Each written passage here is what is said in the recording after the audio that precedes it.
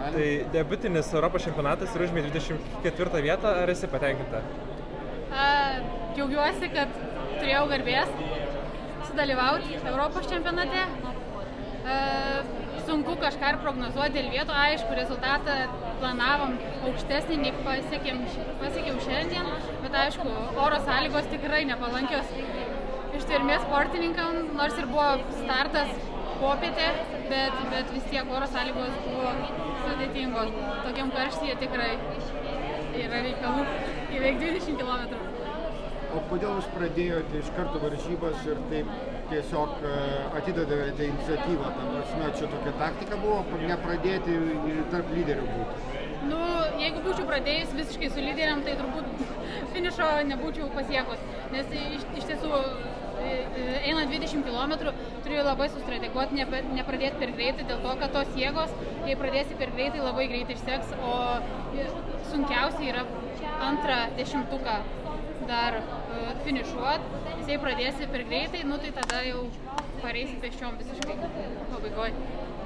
Ar tai, kad jūs iš esmės negavote baudų, ką tai įrodo? Tai prasme, kad jūs buvote teisingi, geri, ar tai, kad jūs nebuvote agresyvūs ir greiti?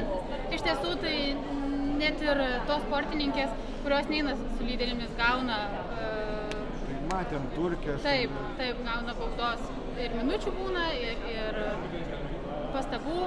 Nu, aš šiandien galiu pasigirti, kad negavau, tai įrodo, kad mano technika turbūt neužkliuvo teisėjams ir tai džiugina, aišku, be jokios abejonės. Praeitais metais jėgas išbandei pasaulio čempionate, šiemet Europoje.